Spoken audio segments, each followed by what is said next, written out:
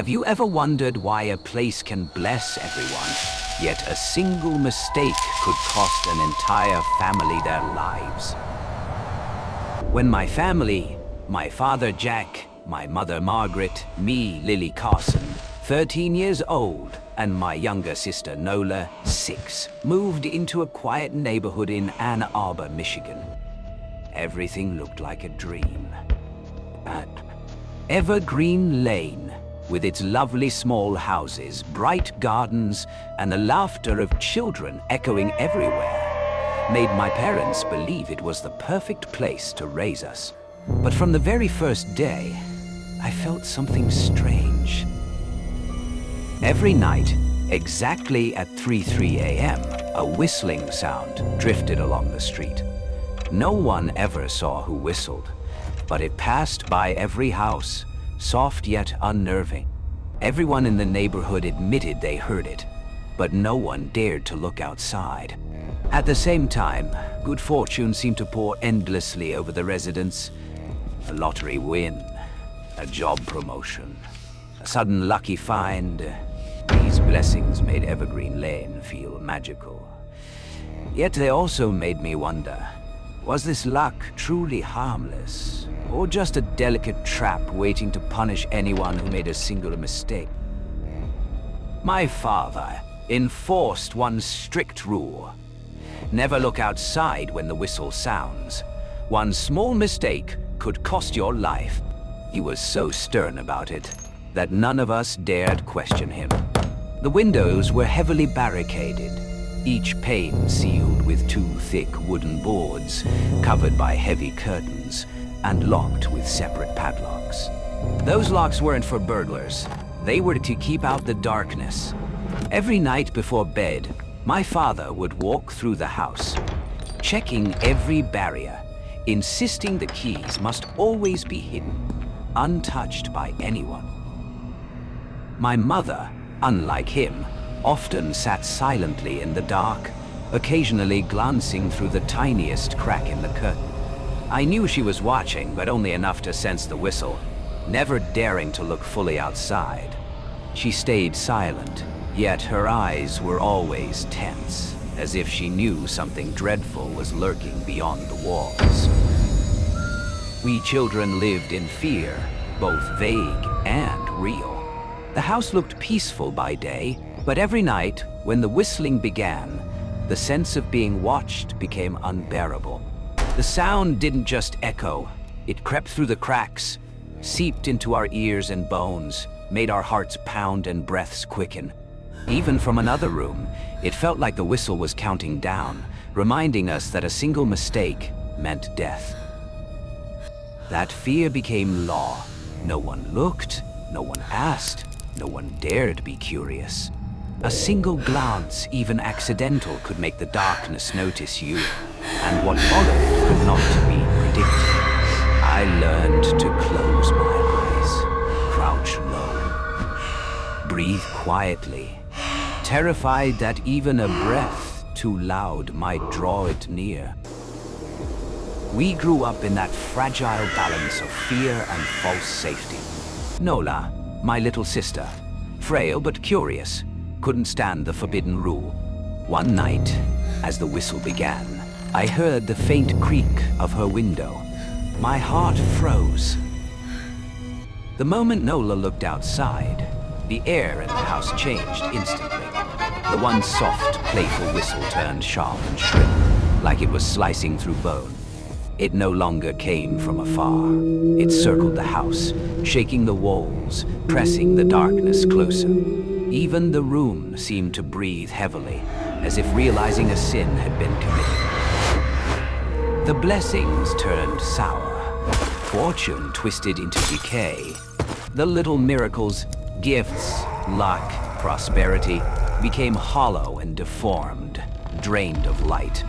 In their place came calamity, strange buzzing in the walls, the thud of unseen weights falling, cold wind crawling through every corner. The darkness was no longer still.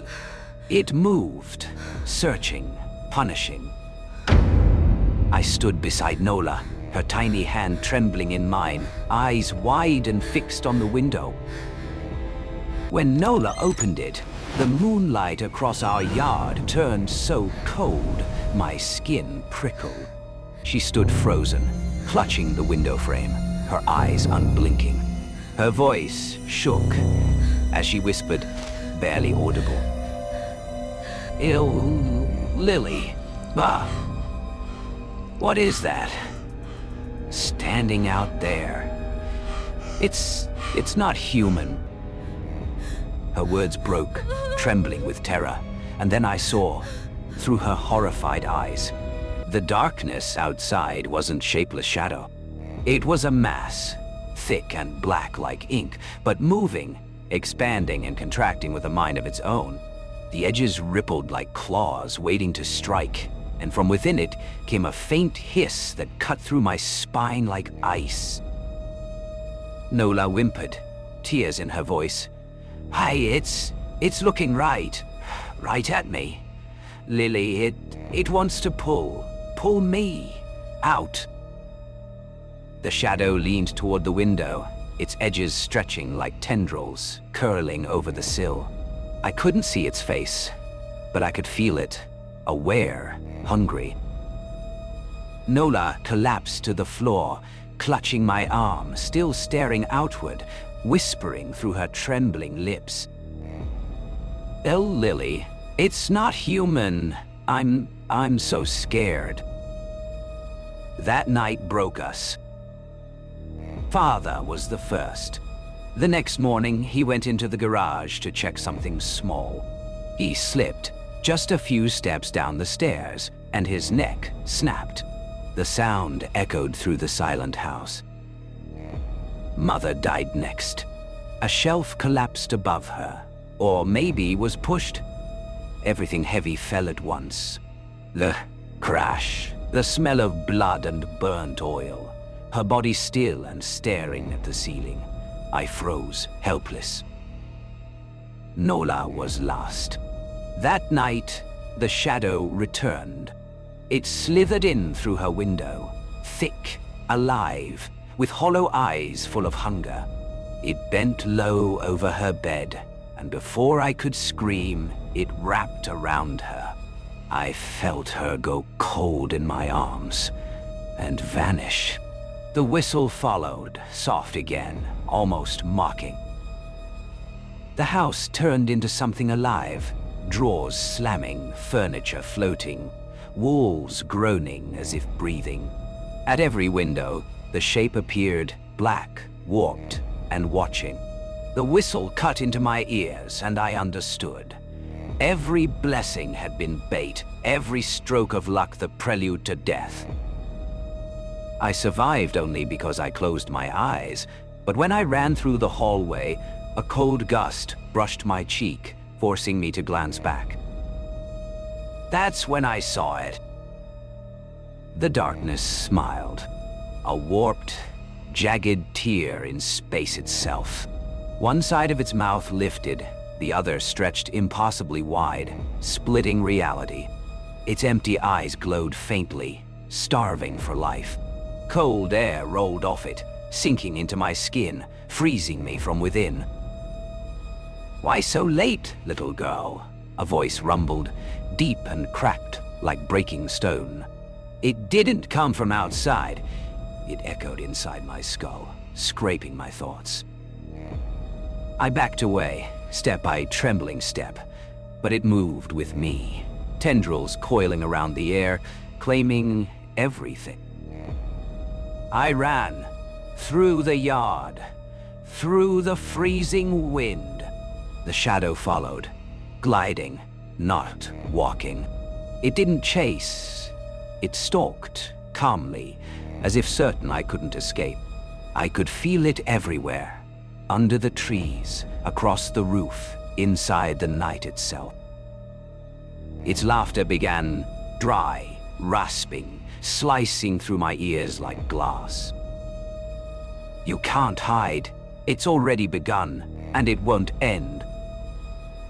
I leapt over fences, stumbled through bushes, toward the glow of a street lamp. the only light left. The darkness stretched, reaching for me, its tendrils grazing my ankles, its breath cold and hollow. Every step felt heavier, as if the night itself was pulling me back. Finally, I burst into the light, breathless, shaking, alive. But even then, I could feel it watching. From behind the trees, from beneath the earth, it whispered.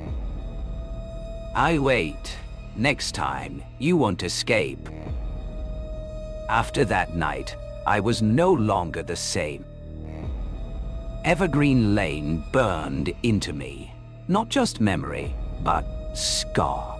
I fled that place, but the image of the smiling shadow, the hollow eyes, and the voice that whispered my name stayed. Even now, in safe rooms or faraway hotels, I sometimes hear the faint whistle in the distance, soft, cold, and patient. By day, I try to live normally. School, friends, laughter. But fear clings like a second skin.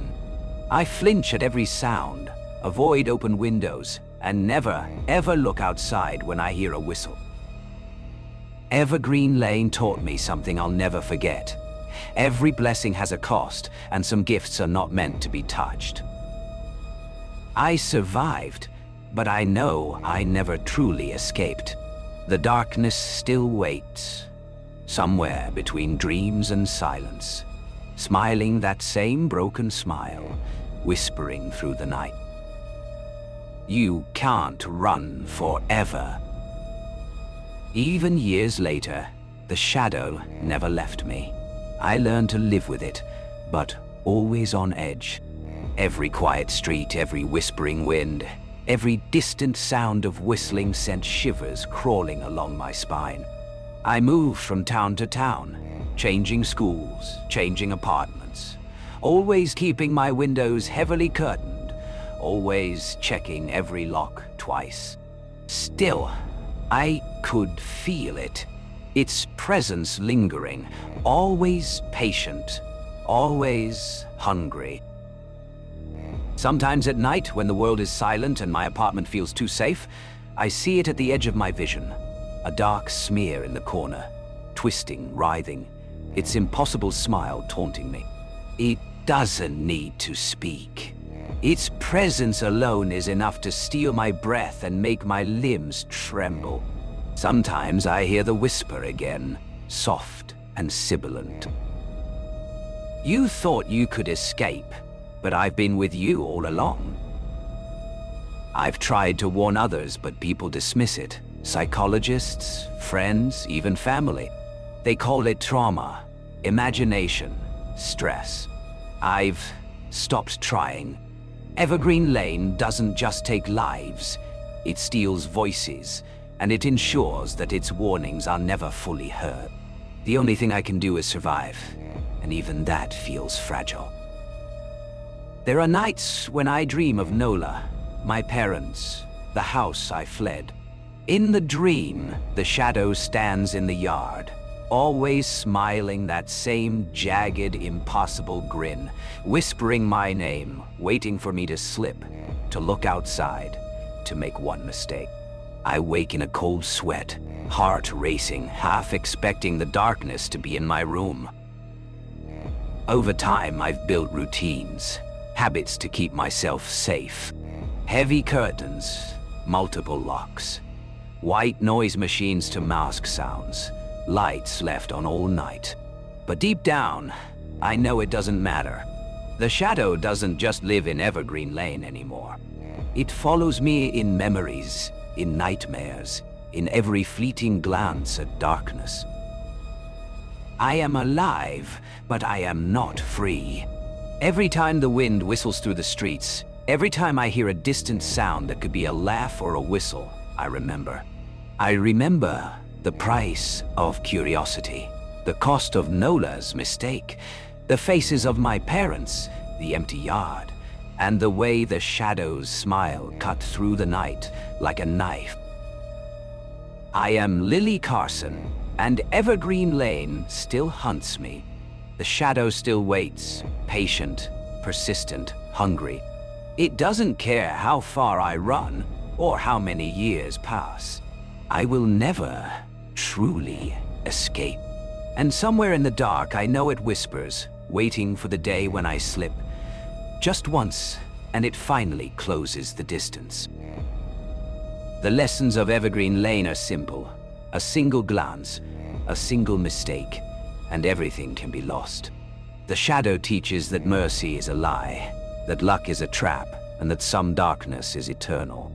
And even though I survived, I live every day with the knowledge that the darkness is patient, intelligent, and always, always waiting. The world moves on, and people forget. But I never will. Evergreen Lane will never let me forget. And when I hear the faintest whistle in the night, I know the shadow is there, grinning, whispering, always hungry, and someday it will catch me. Would you dare move into a place that blesses everyone, knowing a single slip could destroy your life? I know the answer now. I would never go back. But the shadow, it doesn't need me to return. It only needs me to remember.